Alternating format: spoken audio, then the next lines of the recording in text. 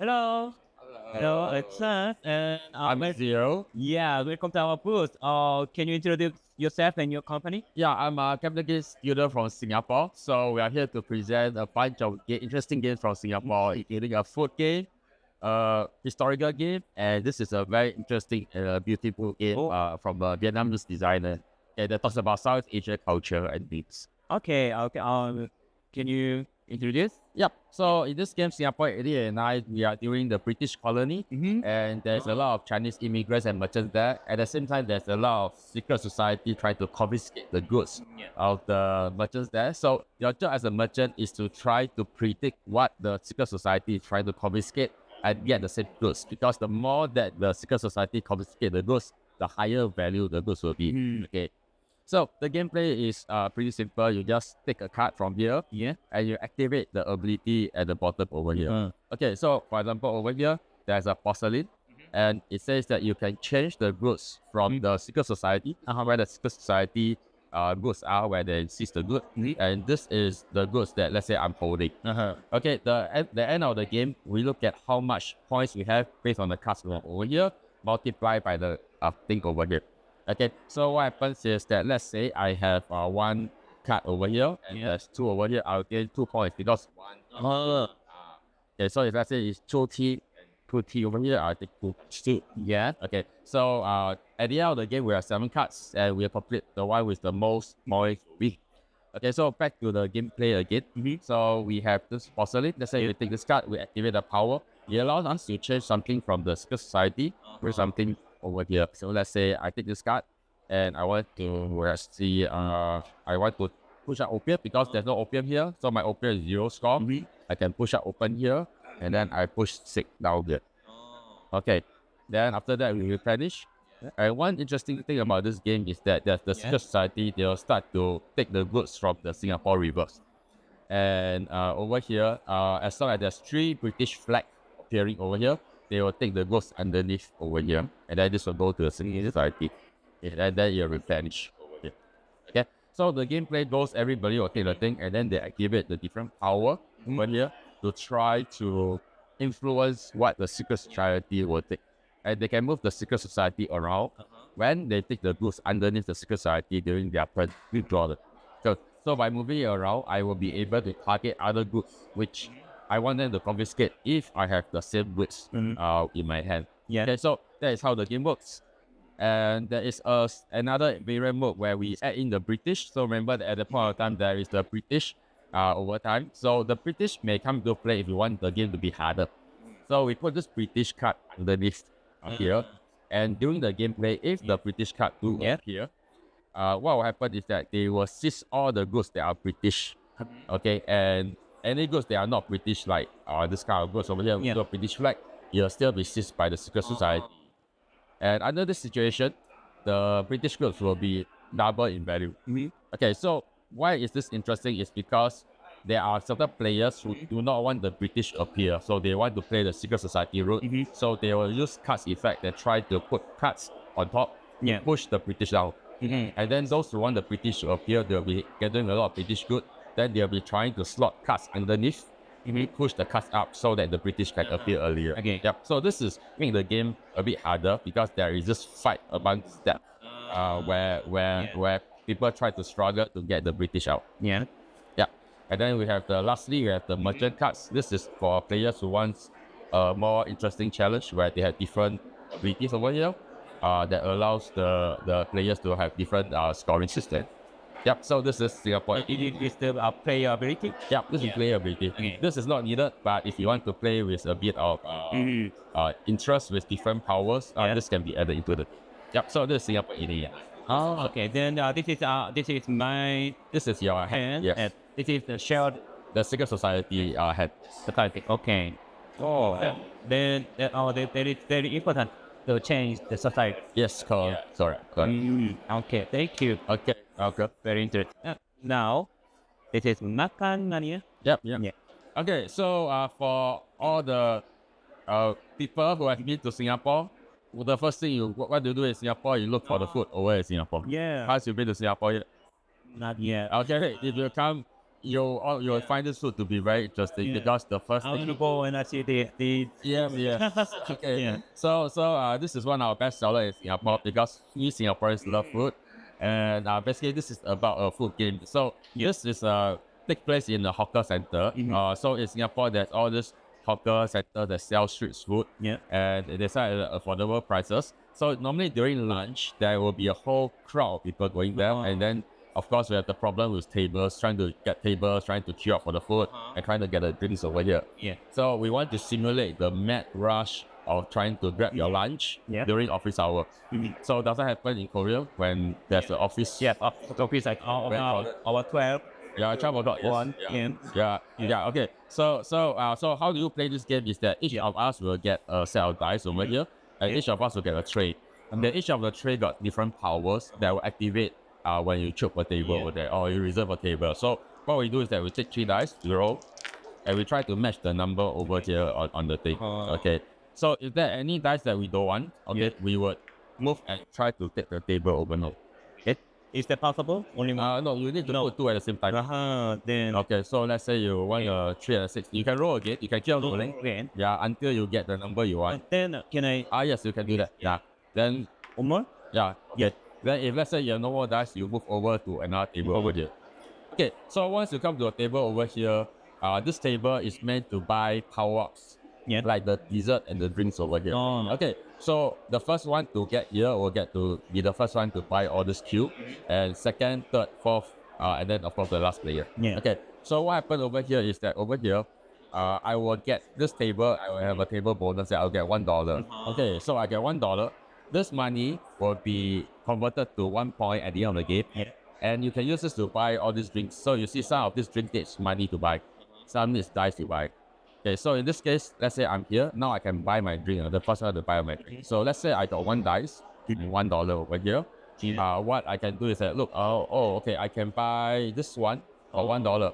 So when I buy this one, in the future, when I buy a drink, I will have to pay 1 dice less for until the end of the game. So this gives me a power. So I buy this. Yeah. And then I got $1 over here. I can buy this one or this one. So this one is that at the end of the game, all the numbers. So after we roll the dice here, we'll collect all this into our head, of course. You may? And then if you look at the number, if at the end of the game, if there is number that is 4, 5, 6, or 1, 2, 3 on our this thing over here, we will collect 1 point each. So it's a very powerful multiplier. So I'll just take $1. I see that there's 4 and 6. Oh yeah, this one is good. So I can buy this one, and I'll get this one. Okay, so this is what I bought. Then as a second player, because you have used all this thing here, you get a 1 dice discount. Okay, so but this one costs 2 dice, this one costs 3 dice. So you cannot buy anything with a 1 dice discount. Yeah.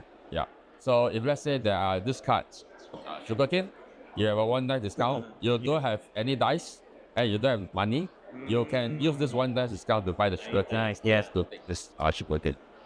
Okay, then you will take all this over here, and this is the end of round 1. Yeah.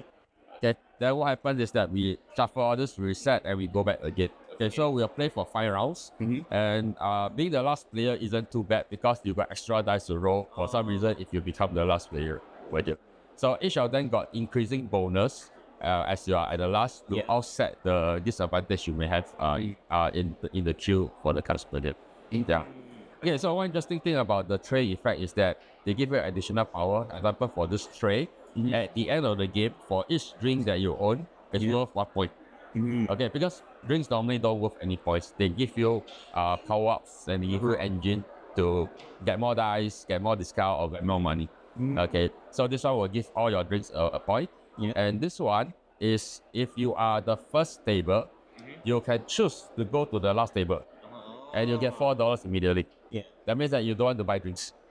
So sometimes, let's say in the case for you, you buy a lot of food and you have no more money to buy drinks. So you want to go to the first one and you immediately get $4. Then that will be like 4 points free of charge. And what's more, you get the free dice. Okay. Yeah, you get the free dice. So this is Makan Mania. And so this is for all the food lovers. So one of the jokes we have about this game is that when people come to Singapore, they buy this game just to see which of the food they have eaten. Then they'll just stick on the food that they eat. Yeah. Yes. But you are maybe from the kitchen or Oh yeah. Yeah. I'm right in front. Yeah, so we cook games. yeah. We cook games, but we cook food. Yeah. Good games with food. yeah. A very good costume. Yep, yeah, I agree. Yeah. Yeah. Okay. Thank you. Again, Yeah, so yeah. for Dream Diary,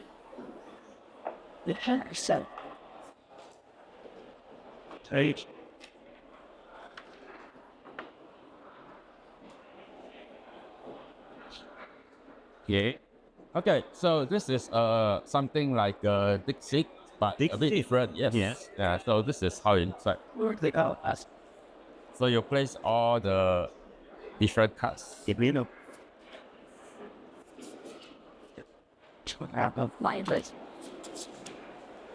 Okay, so there's more over here which I will not put. I'll just put out a few. Yeah. Okay, so in this game, what happens is that there is all this dreams that you are being stuck. Yes, it's a cooperative game. So this is Dream Diary. The game. It is by a Vietnamese design. Mm-hmm. So I think this is very new, and people love the artwork because the artwork basically is feels Cool. yeah. So I think as Korea, I think if you come to South Asia, I think some of it is also very similar to Korea because it's a very Asian team. Yeah. So in this game, you are working together as a team to try to get out of a dream. Okay, so we have all these small cards that basically matches all this card over here. And what we are trying to do is that we are trying to escape the dream over here. So what happens is that we will start with a number of cards each. Yeah. So let's say Hans, I give you 8 cards. And then there will be some cards that will be like Nightmare. Okay, so we have two life. Okay, so if we get the Nightmare, we will be kicked out of the game. So this is your life token. But yeah. Okay, so how do we play the game? So what happens is that I will ask a question, and you'll give a signal. Okay, so I look at the cards and I see there is a lot of water. It seems to be wet. So how about I ask a question is your dream rainy? Okay, one of the criteria of the Can I choose some card at first on my mind? no, okay, so you look at the card over here, it should match this one over here. Yeah. So what happened is that when I ask a question, I must end it with an adjective. It's a description. It cannot be a noun, it cannot be a verb.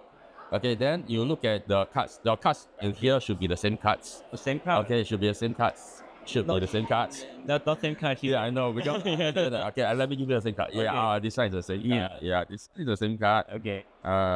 It's the same card. It's same one. Yep, this one is three. Yeah. So you take this three at the same card. Yeah. Yep. So I'll ask a question: Is your dream rainy? Yeah. Then you can only signal me. You cannot talk. Okay. So in the case that if you don't think there is any, you put a fist up. Yep. Okay. If there is one dream that's rainy, you put 1. If there is more than one dream that's rainy, you put a 5. So that's what we try here. So is your dream rainy? You put a signal. You look at the cards here. Yeah. No, you look at the cards. You look at the cards here. Yeah. You see, you look at the cards. Is there any like rainy cards over here? So example, this card is rainy. Yeah.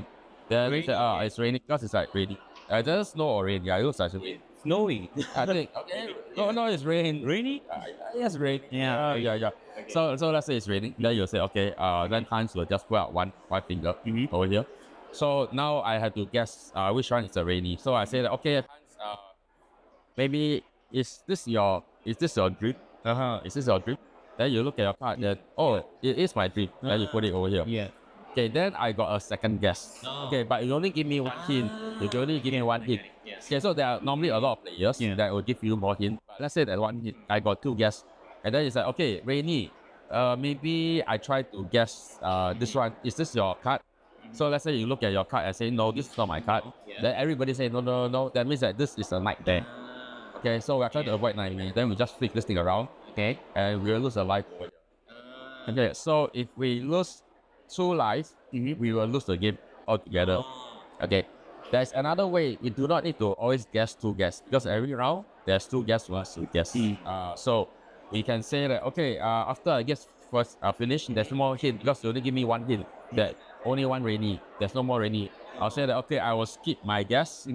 Then I will go down by 1 step with you. Okay, so we will also lose is we go all the way to the end, Yeah. and we all lose to it again. So if we skip too many times, we'll lose also. So this is basically the game. So the trick here is that when you describe the dreams, you must ensure that you do not try to describe the nightmare, because at the start of the game, you will all get a nightmare and you will decide which card. Is it nightmare? So you actually get 4 cards and you choose which one you want to put in the nightmare. Okay. So you want to give description that try to describe, will try to get as many as possible, but at the same time to try to figure out what is the nightmare using just this kind of skill. Yeah. So this is how the game works, and there is a lot of extra cards over here. Oh, that's beautiful. Yeah, that has a lot of content. Check out the cards. Or the Singapore scenery, right? This is actually Vietnam. Yeah. Vietnam? Yeah, Vietnam. Yeah. Vietnam. Anyway, what's that? Wow, it's a beautiful. Yeah, it's a very good move. Dribble. Yep. So this is Dream Diary, and for those who love cooperative and lightweighted game and like to interact and play board games, this is a fantastic game for you. Okay, thank you. Thank you very much. Yeah. Okay, thank you for coming. Yep. Have a nice pair. Yeah. Thank you for inviting me also. Okay, thank you. Okay. Bye bye.